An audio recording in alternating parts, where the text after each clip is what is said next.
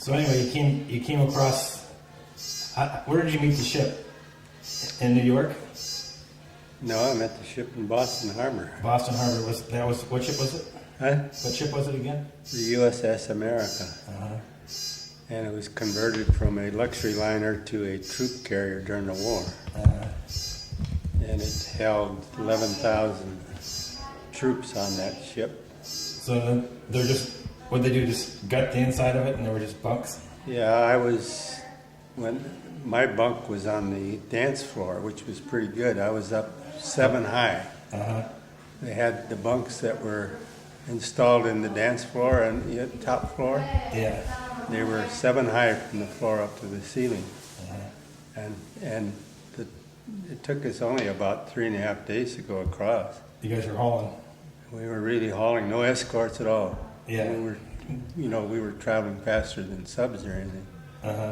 And we zigzagged all the way across the Atlantic. And we were traveling about, I think I remember that they were saying about 33 knots all the time. So they figured nobody could get a beat on you at that speed? Well, we were zigzagging all the time, you know. You could see the wake of the ship and it would go like this, and go like this, and go like that, and go like that, you know. So you were all by yourself across the line? All across until we picked up an escort about maybe half a day out of Liverpool. And then we went into the harbor there. And already at that time, the U-boat menace had Pretty much been taken care of by the American Navy and the American aircraft. And so there was still some U-boat activity, but not that much in those days. And so we went into Liverpool, like I said, and we went from Liverpool to right down the west coast of England. Hopped on a train. Huh? Hopped on a train. You got on a train. Yeah, got on a train, went down the west coast of England, all the way to Southampton, and then we landed at the, we got on a ship there, a Hindu ship, and we went across to Normandy and landed at Utah Beach. But you spent 2 days on the ship. And we spent a couple of days on the Hindu ship because the Navy, for some reason, weren't notified that we were ready to be picked up from that ship and taken on a landing craft. And so after a couple of days, the Navy showed up with a landing craft. And When you say Atlantic, was it an LST size thing or just smaller boats? It handled about, on each load there was about 100 of us on that ship. We were crowded about 100. So it was basically a landing ship that dropped into the surf? Yeah, we dropped it. We went into the surf and about 200 yards out, I guess, they dropped the gate down and off we went. Now, were you carrying all your personal packs and stuff with you? Yeah, we had our backpacks. That's about it. We had our backpacks and our shoulder halves and our full gear. Yeah. And our rifle. And the shelter half. What's a shelter half? Huh? Tell us what a shelter half is. The shelter half is half of a tent, half of a pump tent. And so when we got on shore, then you formed a tent. You bunked with the guy with another half. With another half. Now, were all the halves the same, or did you have to find out? Yeah, all the halves were the same. And you had them in your backpack, and then you set them up, and then you made one tent, you know. Yeah. And they weren't that big. They were only about, I'd say the tents after we set them up were about,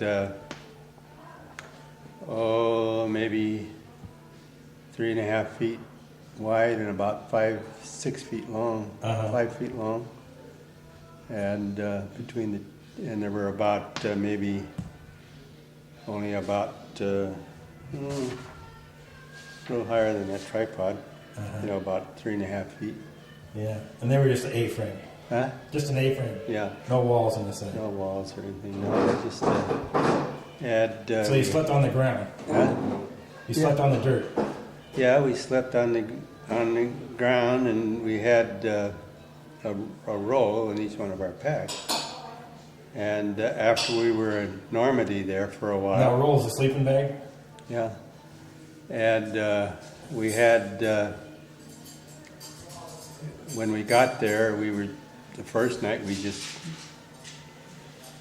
set up our shelter halves and our tents and slept there for a day, and we didn't have any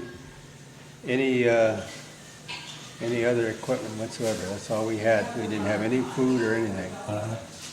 And we went up ashore, and we marched about 1.5 miles into an apple orchard, and we bivouacked there for the first couple of days, and then And they lost your guns. yeah, we didn't have our guns or anything with us. No kitchen facility, no nothing. Nothing, no kitchen facilities or anything. And so the next morning they got together and went down to the beach because the whole area was full of supplies that they had landed. They were just piling them up. They were just piling them up there, and so we went down to the beach area down there and picked up K rations and C rations. Now, what's the difference between a K ration and a C ration? Well, a K ration was a ration that was composed of crackers, probably a can of cheese in there, and and another can of some kind of meat, Mystery meat. Yeah, and nothing was heated. You just ate it cold. Spam. Yeah, and then the C rations were little cans of meats and stuff too. Well, dinner's in 20 minutes. You'd heat up if you could. And so C rations were? that was C rations. No. And then on about the second day we were there, and then they went down to the beach, and they just, there was jeeps and trucks all parked down there, and they brought jeeps back to our camp, and trucks and kitchen equipment, and we set up the kitchen down there, and then the kitchen crew would go down to the beach every day and try to get different rations. Now, sometimes there was like fresh food coming off the ships too? No, there was nothing there. There was just K rations and stuff. The kitchen would do what? Well, the kitchen, they set up and they set up, but after about a week we were able to get rations. And then they made us regular breakfasts and stuff out of potted eggs and Bulk food that came ashore. bulk foods, and it was mostly canned stuff then because we didn't have anything coming in from a regular ration. So we got by for about 3 or 4 weeks there without anything, without any real connection to any troop. And the colonel used to go down to the headquarters every day and try to get us reestablished. And after about maybe a month, they issued us all new equipment. Even though you had accumulated all the stuff you needed. Yeah, and we had accumulated, and they issued us all new guns, all new trucks, all new jeeps, all new for the whole artillery outfit, the whole 280th Field Artillery. You were the 280th Field Artillery? Yeah, we were the 280th Field Artillery then. And then we just left that one camp that we set up on a temporary basis, and we moved to another area just about 1.5 miles away and set up a whole new camp again for the whole artillery outfit. And then we finally got attached to the Corps Artillery Group. Corps Artillery Group was group of artillery outfits that were formed into a corps, and they never belonged to a division. They were assigned to a division as extra artillery for any time they were going to make A portion. make some active moves or something like that, and then they would assign us to a different division. And all the time that we were overseas, we were assigned to about, I would say, 6 or 7 different divisions. Now, did every division have their own artillery? Yes, Yeah. but we were added firepower. Yeah, a division was normally, what, 15,000 men? Probably in that area. Yeah, they had different kinds of divisions. You know, they had Armored divisions? armored divisions, and they had infantry divisions, and they had airborne divisions, Yeah. and each division was equipped according to what their needs were. Yeah. And so we were mainly attached to infantry divisions Uh-huh. and supported the infantry divisions on their maneuvers. Uh-huh. And we would stay with an infantry division probably for maybe a month, 6 weeks. Uh-huh. Then they transfer us to another division. Now, in that amount of time with this infantry division, would they be seeing combat up close? You guys Right. would be supporting them. Yeah. Was it? And we Would these stayed- divisions be like kind of ground down by the action and combat and have to? Yeah, you know, a division would go into the lines for a period of a month or two, and then they would pull out and they would be replaced by another division. Uh-huh. And then we would get assigned to that division I see. as extra corps artillery. Yeah. And we were always under the supervision of what they call the corps artillery, and they took care of the Logistics. logistics of sending these different artillery outfits to different divisions. Uh-huh. And the divisions I remember being in there was I think we were at the 28th, we were part of the 101st, we were part of the 79th, we were part of the, let's see, the 80, we ended up in the war in the 82nd Airborne Division Uh-huh. as supporting troops. And we left Normandy. But your designation was always the 280th Artillery We were Battalion. always the 280th Field Artillery. That was a battalion. That was the battalion strength. That was five batteries in that. How many men in the battalion? There was about 100 in each battery, so there was about 500 men in the. And a battery was how many guns? About 100. There was 100 men in each battery, and we had 4 guns and 3 batteries, A, B, and C. Mm-hmm. They were the That's 12 batteries. guns. There were the batteries with 4 guns each, 4 105 howitzers. Uh-huh. And then we also had a service battery that supplied us with the ammunition and the gasoline Uh-huh. and all the rations for the kitchens and all that stuff. Yeah. And then we had one headquarters battery. That was the battery that were in communications with the 3 artillery batteries to keep them Right. coordinated, and they were the ones that were getting the directions from the different divisions to give them orders to what they were supposed to do. Right. And so each battery was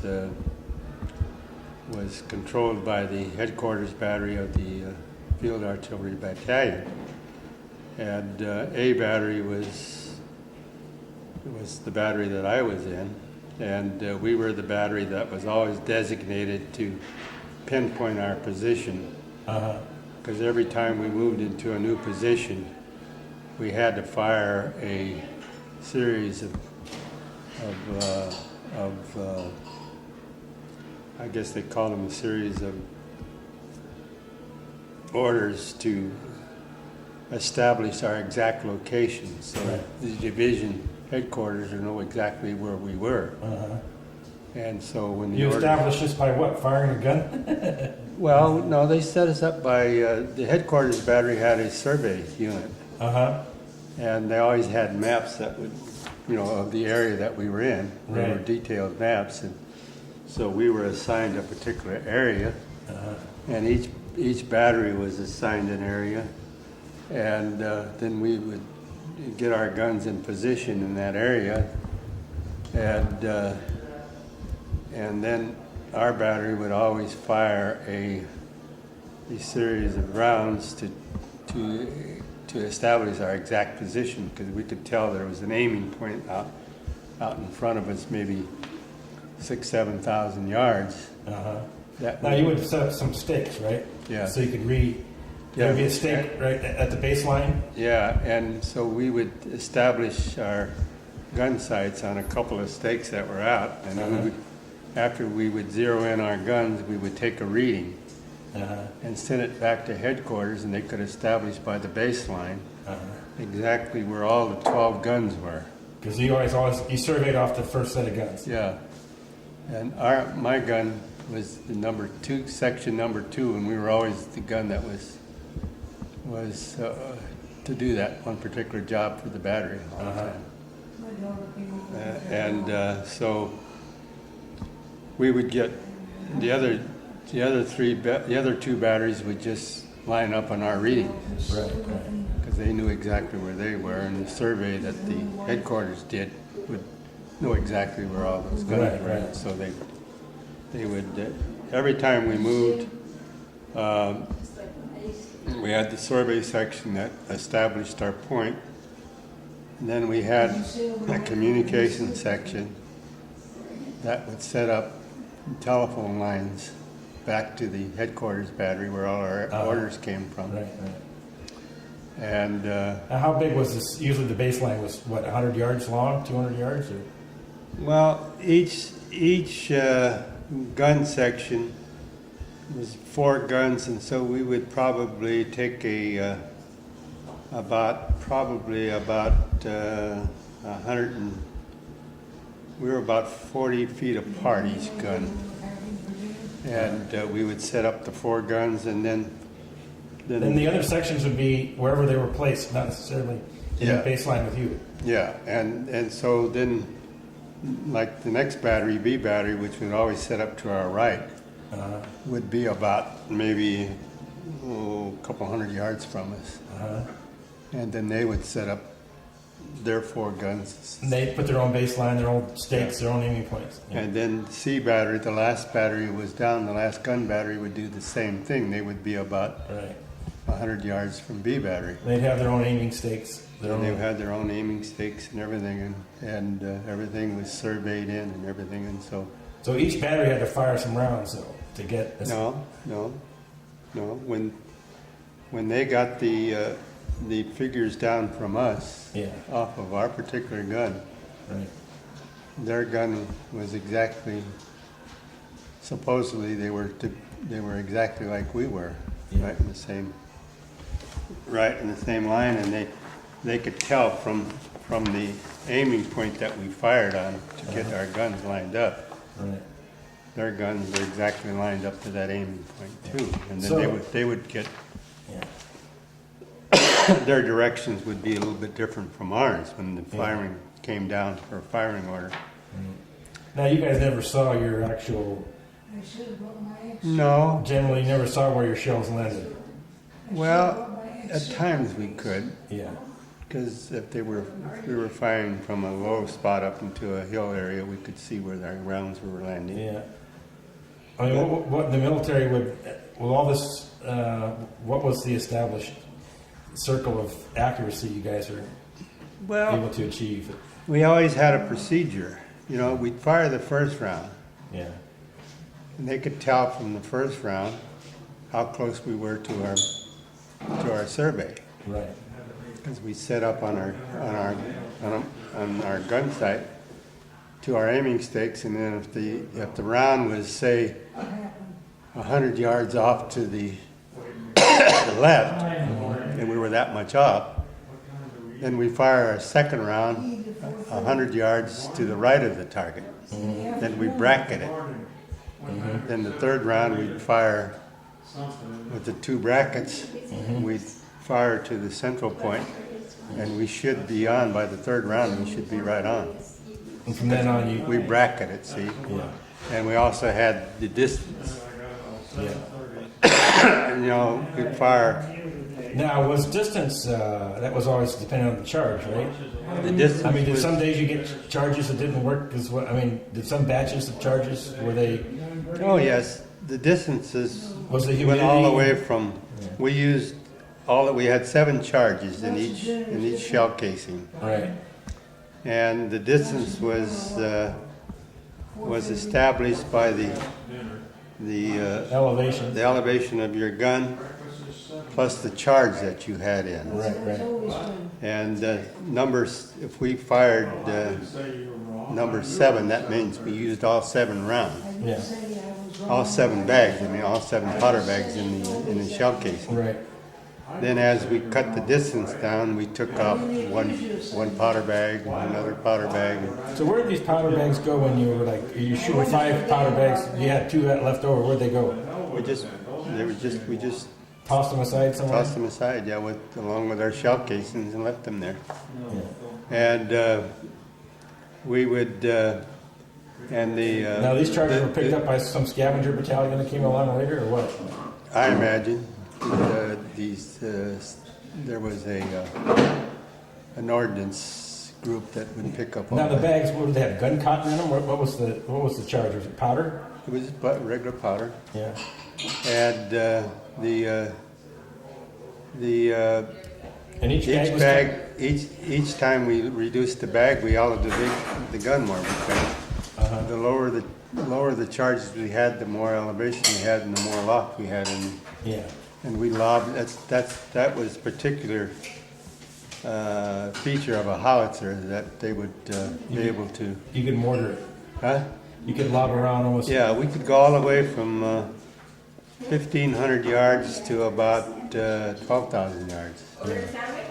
And when we were firing 1,500 yards, we could only fire charge 1, and the gun would almost be Straight up. just almost like a mortar. Yeah. But we didn't fire that very often. Most of our firing was done at. Could you see the shell going out of the gun with the one charge? Yeah. You could see the shell going out of the gun at 1 charge. Yeah. But when we were firing the maximum charge, we would be firing about 10,000 yards. 2 miles. Huh? That's 6 miles. Well, further than that.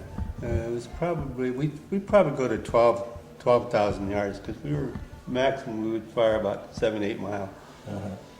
And but most of the time we probably fired 5, 6, 7,000 yards because we always had to stay within leapfrog behind the infantry because that's why we had the divisions would take on extra artillery because we leapfrogged.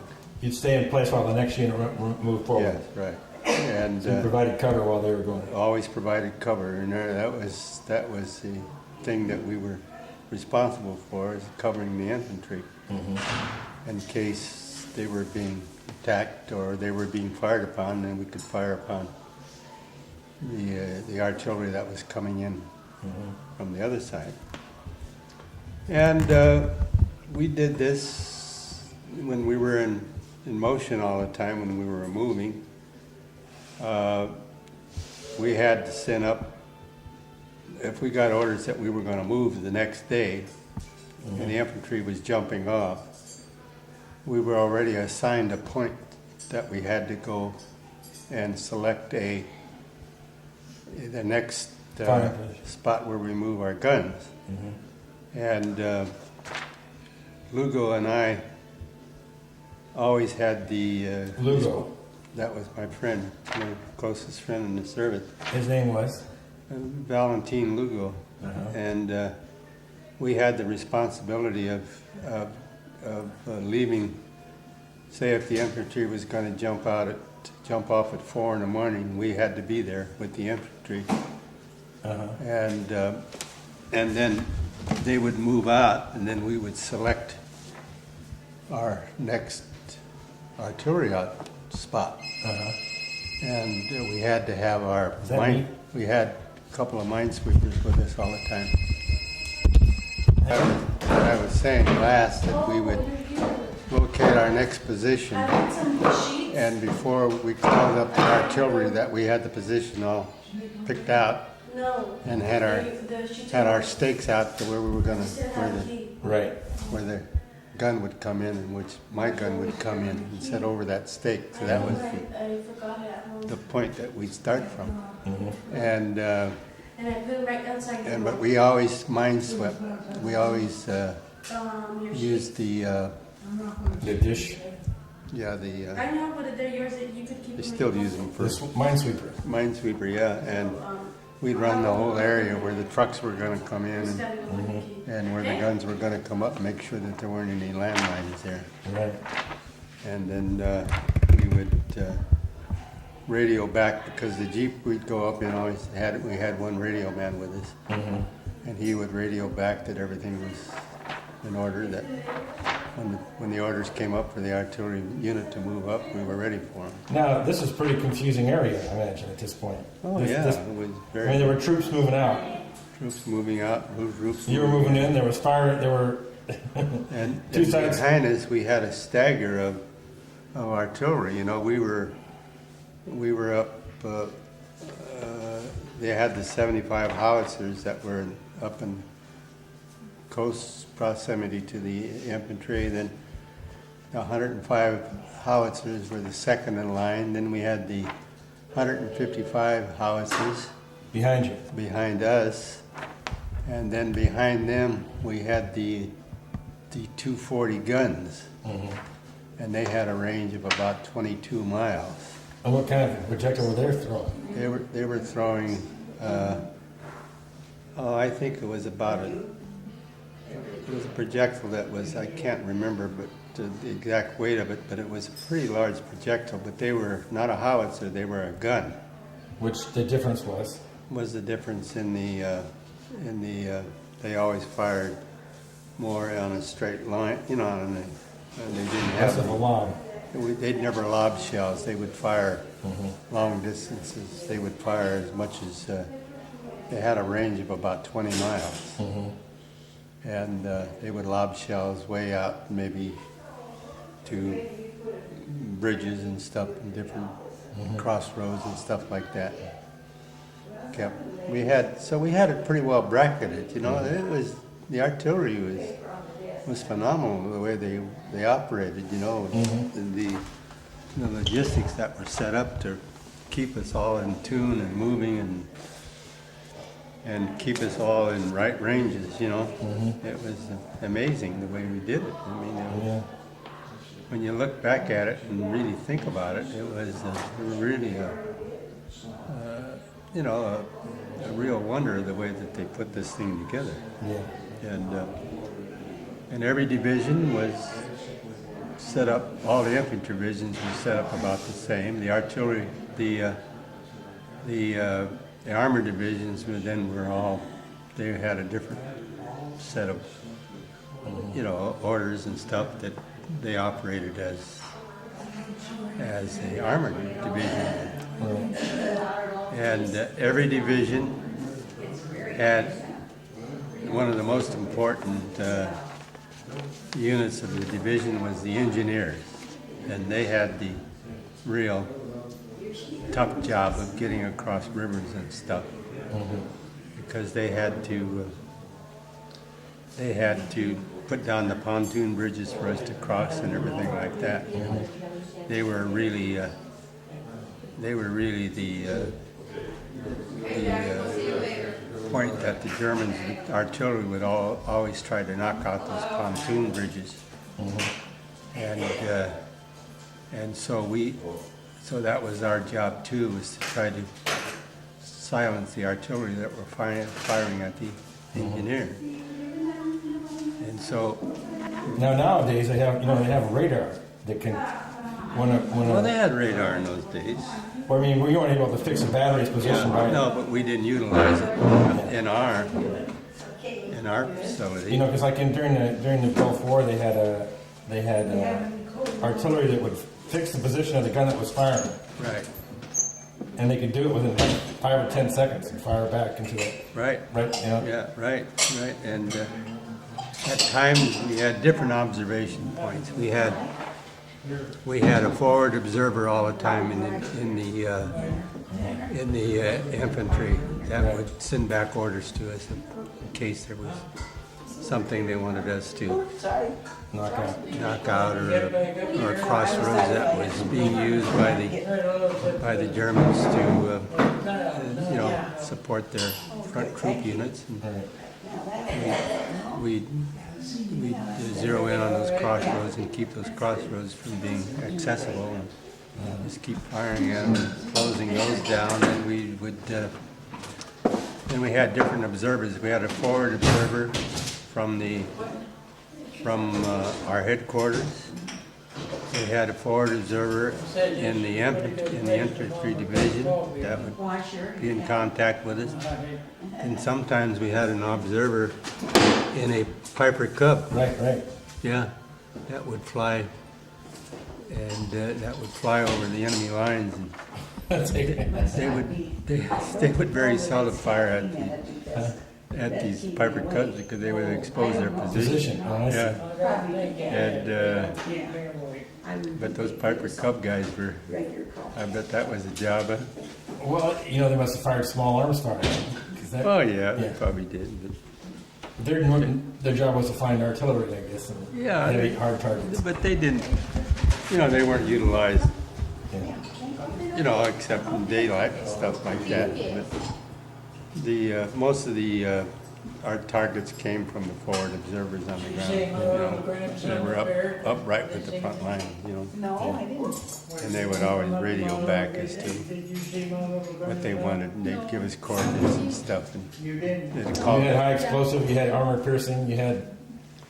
Well, we never. That's one thing we never did use was armor piercing. We had it. In case you were attacked by. Yeah, and we had different kinds of shells, and we had shells that would explode, that were set to explode above the ground for about 15 feet to shower down on the troops that were. Yeah, tree toppers. Tree toppers. Yeah, tree toppers, and then we had direct contact shells, that would fire on buildings or stuff like that. It would be penetrating, and then, but the other ones we fired quite a bit were that would make an umbrella effect over troops that were on the ground. Shrapnel would explode about 15 feet, 20 feet above the ground and cover an area, pretty wide area. When you had a bunch of guns firing there, that was devastating. If we ever caught the troops out in the open, it was devastating because we had artillery units that were, not only ours, but they were artillery units that were stacked up against each other all down the line. When the artillery would open up, it was like just a rumble. Yeah. You could just hear it start down below, and you can just hear it coming down the line. Yeah, and so we were one of the first outfits. In fact, we were the first artillery outfit that crossed the Roar River, and that was noted in one of the communications that came down that 280 Field Artillery. Now the Roar River went through. The Roar River was the first river that we crossed after the Roar River was a river that was before the Rhine River. And we had to cross the Roar River before we could get to the banks of the Rhine River. Right. So the Roar River was the first crossing that we made with pontoon bridges and stuff, and we got across yet. Well, let's go back to where you guys were bivouacked on the beach. Yeah, what about? You guys moved out to your first firing position from the beach.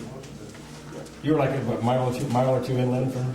Well, no, the beach. No, we didn't. We never fired from Normandy because when we got there, the invasion already had moved out of Normandy and it had gone all the way to Belgium. So you were out. The hedgerows had already been conquered, bypassed. Or? No, yeah, they were bypassed. We went out on the hedgerows, and our first position, we went through Paris, France, on our way to Liège, Belgium. And we landed. We were in Liège, Belgium, in Liège, right in the way of the Battle of the Bulge. Because they struck out in the Battle of the Bulge, the Germans, as they were headed for Liège, and we were in Liège. So we pulled out of Liège the next morning after the Battle of the Bulge broke out, and went around the left flank of the Bulge, and went into Aachen, Germany, and that was our first exposure into the German lines, and we went into Germany about probably about 10-15 miles into the Hurtgen forest, and we were supporting the northern flank of the Bulge, and our troops were there, and so we were trying to contain them into the pocket there, and we stayed there at the Hurtgen forest and fired out of there into the area where the Germans were launching their attack into Belgium, and they were headed for Liège, but they never got there. They were stopped at the Stone, and the Battle of the Bulge just about petered out there, just before they got into Liège, and then we started a counterattack then. And we were. No, you never closed it. That pocket never closed. Huh? That pocket was never closed. Eisenhower just pushed it back. He didn't try to cut off those troops who were in the boat. No, they pulled back, and we captured a lot of troops there though. Yeah. But Patton came down. Patton, the Third Army, came down with his armored division. From the north? From France. See, we had. He came up from the south. We had three armies there. We had the 9th Army, which I was in. Yeah. We had the 3rd Army, which was the army that was in the center. And then we had the 1st Army that was. Patton.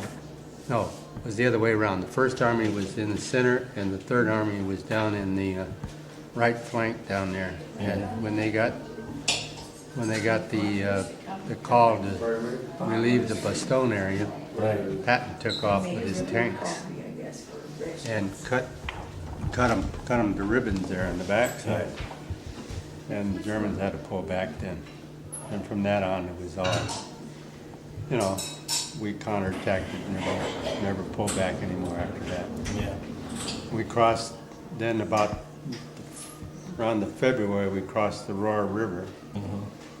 And then we were headed towards the Rhine, the rest of the time. And we went through all the different areas there and moved on a steady pace after that. We never really were halted. We would be halted for, a week or so, but we would continue. And finally, at May 8th is when about the German lines collapsed and were coming in droves towards us to get away from the Russians, because the Russians were attacking from the east. And we were about. So what were they doing? Just rushing toward you guys and putting their hands up and saying? Oh yeah, they had discarded their weapons and everything, and they were just marching. And so what would you do to send them to the rear? Yeah, we just to go that way? We just kept them marching to the rear, and they established camps for them. They were Yeah. never so happy to get into those camps because they were pretty thin, you know, pretty weary about, you know, they were disorganized at that point. Right. And they were just fleeing from the Russians, really. And because the Russians were, and we were, at that time, we were right at the Elbe River. We were only about 20 miles from Berlin.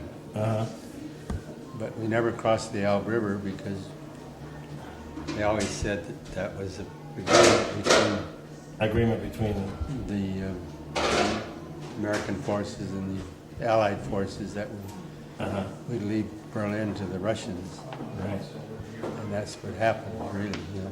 Then we joined forces with the Russians there at the Elbe River. Now you were there. We were not at that moment before the war ended in Berlin. We were pulled out of there and sent to the 82nd Airborne Division, which was attached to the British Army. Oh yeah. So we ended up in the British Army, and we were heading toward Hamburg.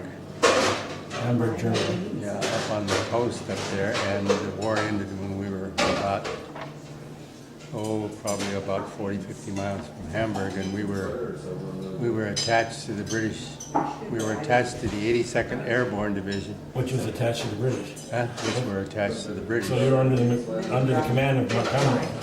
We were under command of Montgomery then.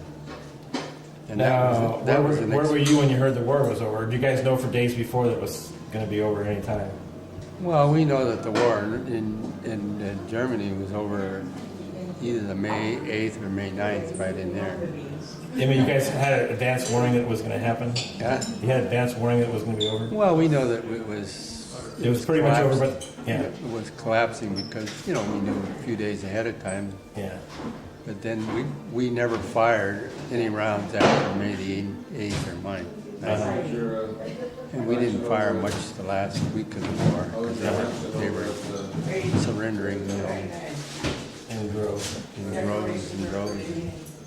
They were never so happy to get back into the Allied forces because we set up big camps there, Yeah. tents and food, and fed them like they've never been fed for ages, you know. Yeah. Yeah. And we ended up about, not quite sure what concentration camp it was, but I think it was Dachau. And we were about 4 or 5 miles from it the day the war ended. And some of our men from the 280th Field went down there in jeeps to see they heard about the concentration camp. When they come back, they said, "You don't want to go down there. Yeah. You know, it's too horrible. You don't want to know. Don't go down there. You get sick." Yeah. And so I never trying went. to get your attention. What? Patricia's trying to get your attention. Yeah, we're gonna quit now, Dale. Okay.